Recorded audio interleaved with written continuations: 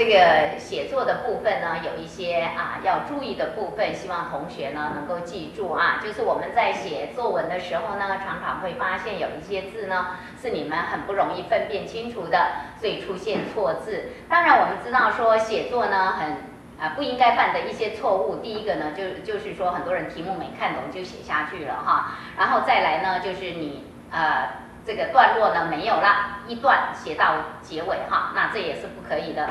再来呢，就是说，没有标点符号，有的人甚至于呢就点到最后呢就变成一个圈了。比如说引号的地方啦、破折号的地方啦、惊叹号的地方啦，这些等等也不要嫌那个麻烦啊，你就把它省事了啊。那么再来呢，就是错别字，大概很多老师大概看到你们这么多的错别字啊，常常误会它的意思啊。这个中国字呢非常的奥妙，当你写错一个字的话，可能整个文意呢就不大一样了啊。那么再来呢，就是我们写作文的时候，还有要特别注意，当你写到最后快要结束的最后那一段的时候，你要看看，你刚刚讲的题目的主题是什么？我们常常说鼓励同学尽量能够首尾呼应，要不然呢要紧扣那个主题，跟那个主题去呼应哈。那很多人常常就写着就扯远了，然后一看时间来不及了，要快打钟了，就画一个圈了这样非常的很可惜哈。所以写作文呢不能够虎头蛇尾，首尾是很重要的哈。好，那么呢再来呢，老师就要特别强调了，这个错字呢，这是你们最拿手的，也是这个很难避免的哈。那我们呢谨记着一些很重要的那几个字那你不要犯这些这个小错误啊。譬如说像第一题或跟或，好，这边的或呢是一个合部的或，这边或呢是一个全部的或。当我们打猎打到动物，就表示什么呀？得到了，所以获得是全部的获。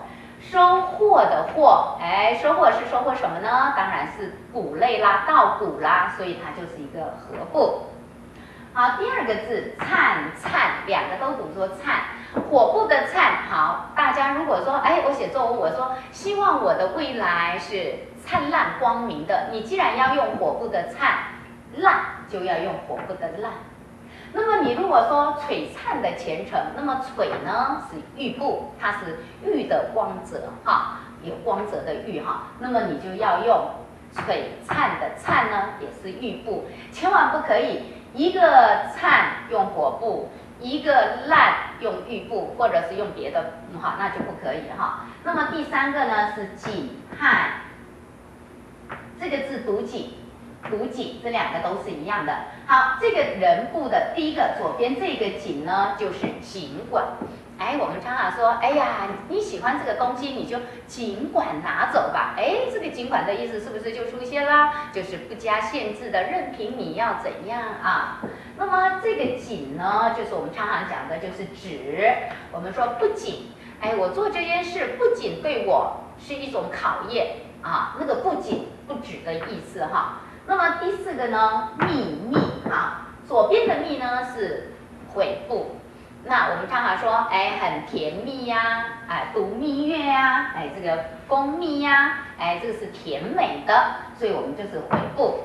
那么后面这个密呢就是秘密，这是我的秘密，所以是用这个部首的好，第五个常，跟这个常呢我们常常说一如往常，那么往常呢我们都是用这个常。那么这个长呢，就是你们最喜欢的那首歌歌词里面都会有啦，天长地久。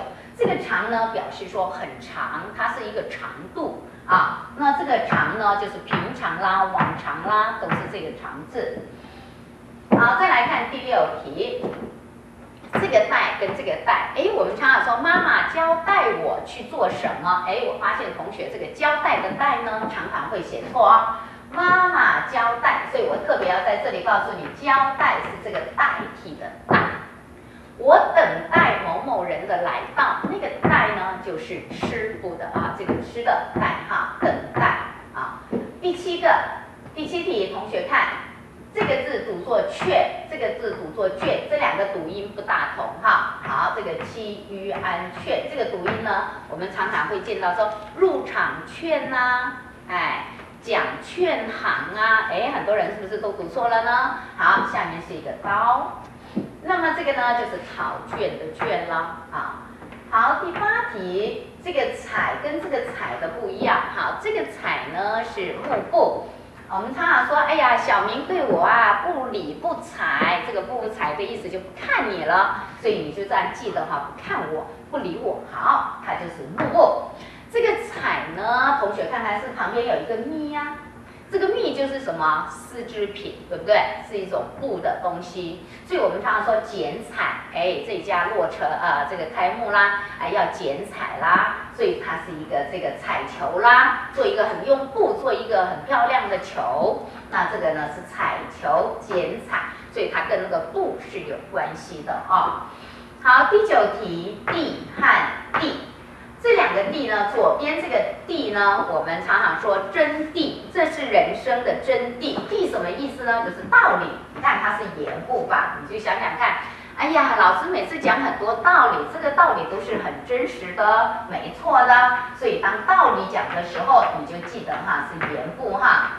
那么呢，当那个另外一个密部，我们常常说缔结，那个缔呢跟这个结是不是都是密不相同，对不对？